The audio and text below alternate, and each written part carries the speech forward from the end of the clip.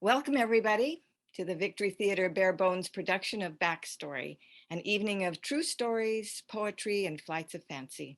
Tonight's theme, Fahrenheit 451. That's the temperature at which paper burns.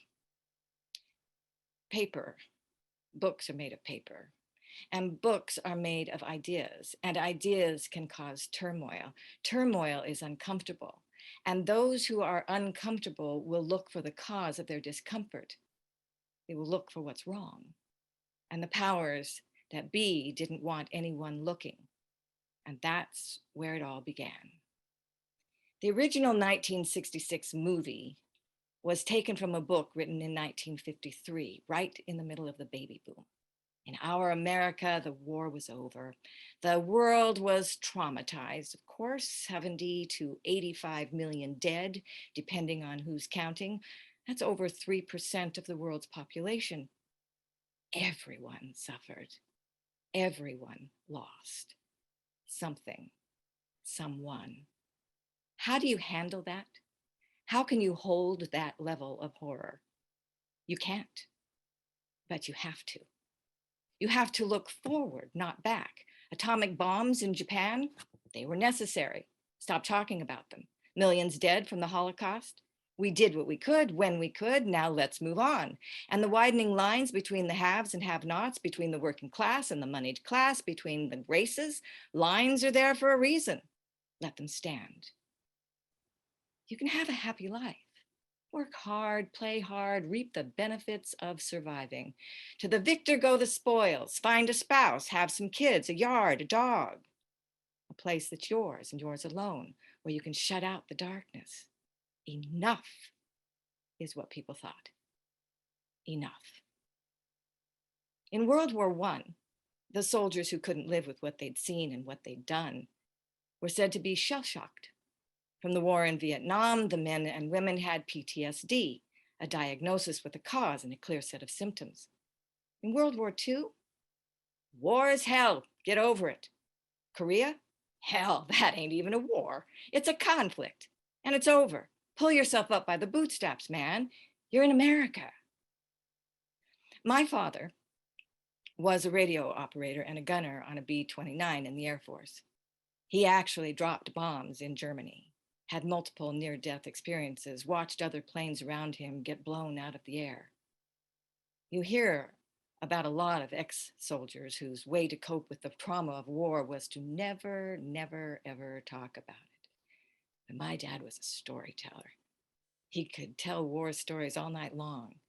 And every time he told the same story over again, it would be better than the time before. And by better, I mean funnier. That's how my dad dealt with the trauma, the way most Americans dealt with it. Have a drink, have a smoke, have a laugh. Don't remind me, I want to forget. Give me Doris Day and Pat Boone, Lucy and Desi. Entertain me, make me laugh. Don't make me think. Don't make me hurt. I don't want to hurt anymore. This is the world Ray Bradbury saw. Picture windows awash in the flickering blue of televisions, families perched before TV trays loaded with fat, bloody steaks. Make enough money, move to the suburbs, let the city's centers fend for themselves. Make more money, find more comfort, ignore even more of the horrors in the world. While in Washington, artists and writers and actors and directors, soldiers and politicians were being hauled before the McCarthy Committee and accused of communism, because they'd had the audacity to ask why the poor were made to suffer. Why not the greatest good for the greatest number? Why the more money you make, the better you are seen to be? Mr. Bradbury saw those people being punished while the ones who didn't ask, the ones who played by the rules, were being rewarded with good TV and more anesthesia.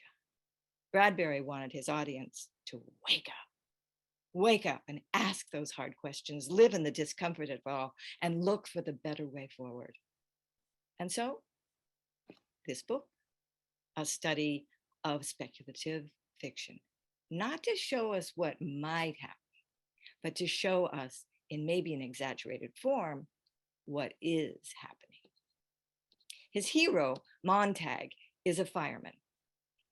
Fires don't need to be put out anymore because all houses are fireproof. No, firemen now burn books and the spaces that hold them, and sometimes the people who read them, because books are dangerous. They can bring you out of complacency, can make you think, can make you ask questions, can wake you up, make you live. Montag is happy burning books until he's awakened by Clarice, the girl next door. Clarice looks at the world and notices. She looks at herself and she notices. She listens to him when he talks and she tries things out just to see how they feel.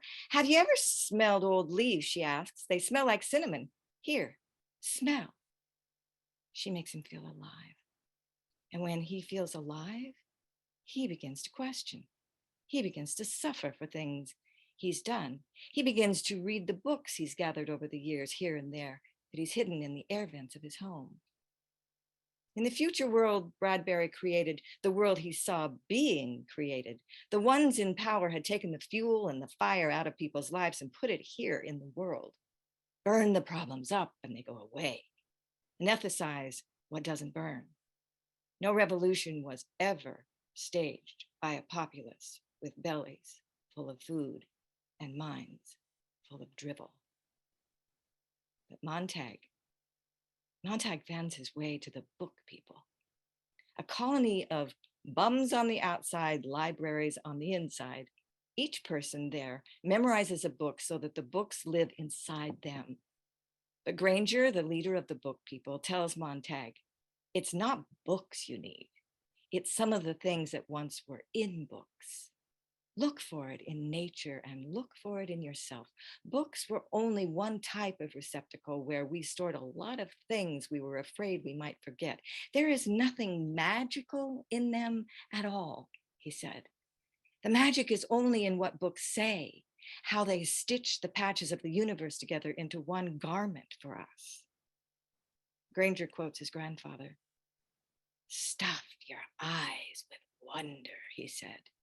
Live as if you drop dead in 10 seconds. See the world. It's more fantastic than any dream made or paid for in factories.